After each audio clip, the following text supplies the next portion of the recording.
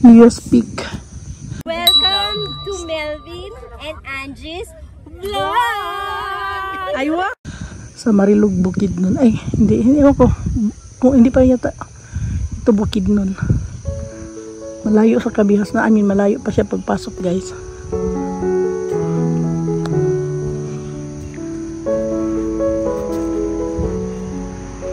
Katabi lang niya ay Sea Clouds. So magkatabi-tabi lang yung mga resorts dito.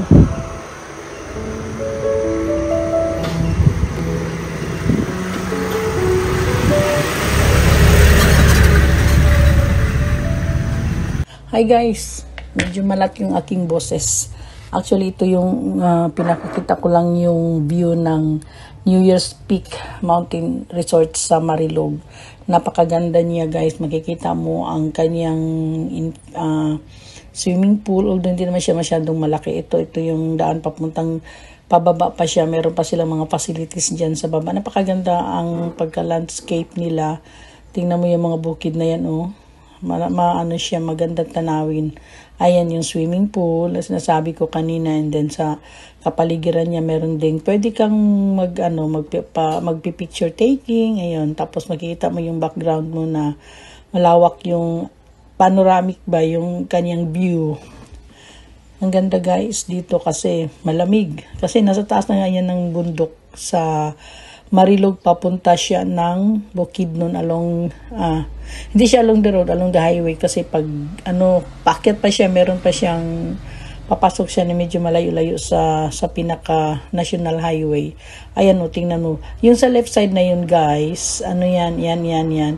Ibang resort na naman yan. Kaya lang, pag nandun ka, the same view lang din ang makikita mo. Kasi pareho lang kayo ng magkaiba lang ang pangalan ng mga resort. Magkakatabi lang kasi. Pero actually, the same view lang. Siguro magkakatalo na lang sa mga offer nila, sa mga facilities na kumpara sa kung saan talaga pupunta ang mga customers. Pero actually, isa lang ang kanilang view. Ulit-ulit na sinabi ko na nga eh. Tingnan nyo, no? Ang ganda, oh. Diba? Ang ganda pala ng nature, no? Pagka tinitingnan mo, actual na appreciate mo yung ganda noon. Kasi parang, ewan ko lang ha, lumaki ako na hindi ko alam. Ayan, by the way, ayan, iba na naman yan. Bigla ako na, no? Yan ay magbubukas pa lamang, pero minamanage yan ng yung taga New Year's Peak Resort. Sila ang magmamanage once na magbubukas na yan, pero hindi sa kanila yun. Actually sinabi sa amin yun ng may-ari, ay hindi may-ari, yung manager na nakausap ni Melvin.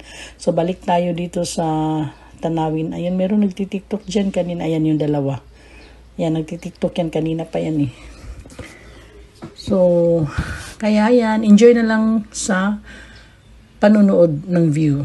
Maganda guys, as in, very very relaxing siya. At dito naman guys, meron ding kino-construct pa, oh. Ayan, nakikita mo, pero mayroon na siyang, parang hindi ko alam kung court ba yan or whatever, basta sila, progressive sila kasi sorry, yun nga, may mga additional construction sila. So ibig sabihin, maganda talaga ang nila, ang kanilang resort. Ayan na yung nagtitiktok yung dalawa. O kanina pa talaga yan, gustong mamaya makuhanan siguro yan.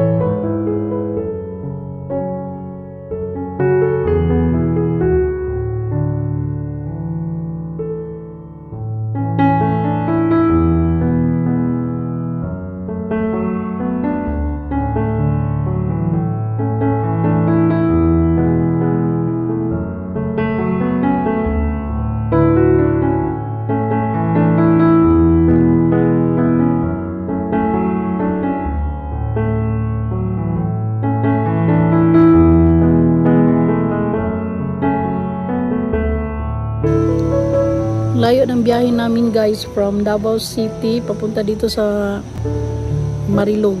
Marilog pa ba to? Oh, Marilog siya eh. Punta-punta, hindi naman alam kung anong lugar, no? Pero ano siya, from the highway, papakit kami.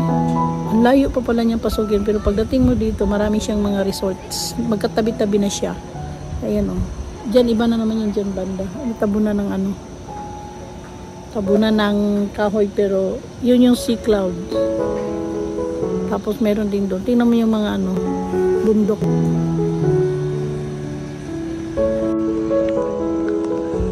Doon sa may kuan.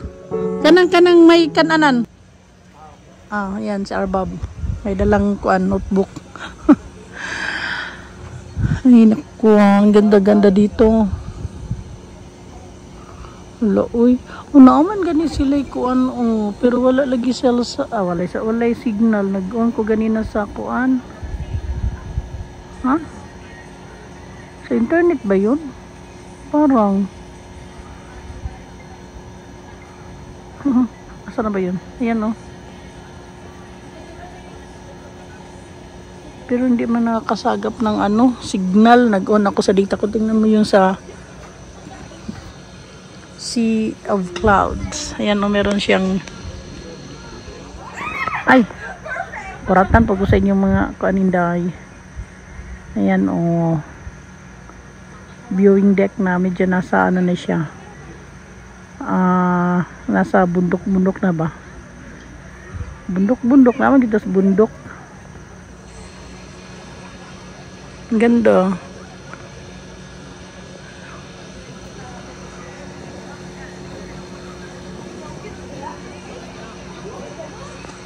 Grabe, no? Ito yung kuan, bulubundukin talaga. Lahat ng mga pinunta namin ay mga nasa bundok-bundok eh. Kaupo nga dito. Medyo madumi naman pero gilang. Bumaba ako dyan guys, kaso parang feeling ko napakalalim na yung binabaan ko, kaya bumalik ako umakyat kasi alam mo naman pag may edad na mahirap nang hingal-hingal na ba sa pag-akyat, pero napakaganda niya kasi ano pagdating mo doon, actually nasa kalagitnaan nga lang ako kaya bumalik na rin ako, ayan o, pabalik na ako sa itaas, pero amazing sa ganda.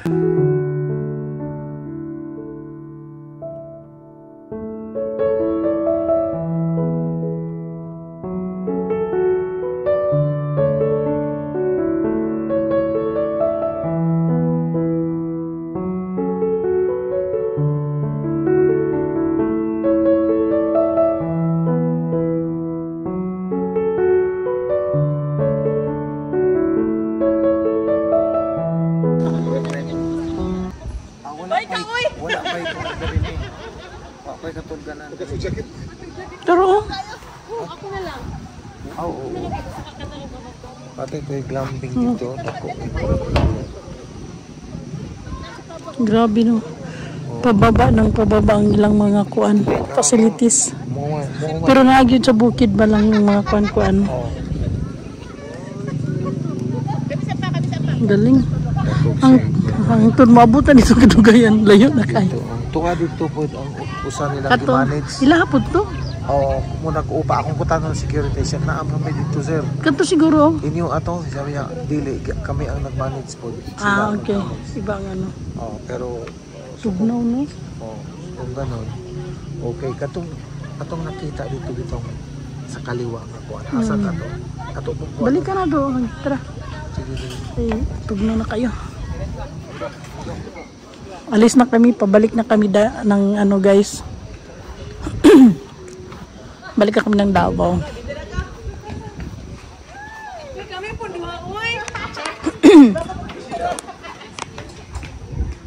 So okay guys, pauwi na kami niyan. But bago ang lahat, bakit na si Arbab oh. Alam mo yun, yung may pumasok na naka-white. Andun din yung kanang dining nila. And then, pumasok ako doon, ako nag-CR kanina.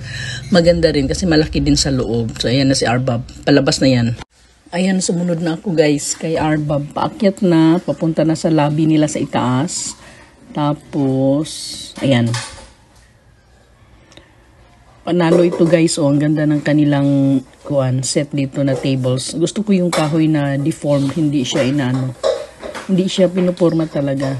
Maganda. Tapos malaki yung function hall nila. And ano na rin ito, viewing deck na rin nila. Doon makikita mo yung baba na pinuntahan natin kanina. Yan guys. Ganun pa din. Yun yung tinuturo ko kanina. Ganun pa din na makikita mo. Kasi tulad ng sinabi ko, ayan sa kabilang resort naman yan. Pero isa lang makikita. Kahit nandun ka nga, sinabi ko na yung kanina. Sa mag-aaga pa nating vlog dito. Sinabi ko na kahit saan ka magpunta, basta iisa lang ang makikita nyo. Balik tayo dito sa nila sa hallway. May mga tables, tapos function room. Tapos, yan may mga table siya. Then palabas na siya, papunta na yan doon sa pinaka-entrance nila. So, ayan na guys. Ayan na yung pinasukan natin kanina. And then, palabas na kami yan. Akala ko, pauwi na kami. Diba sabi ko, pauwi na kami sa Davao. Itong si Melvin, ayun, may itinuro. Gustong pumasok sa kabila kasi titingnan din niya. So, sabi ko, sige, puntahan natin.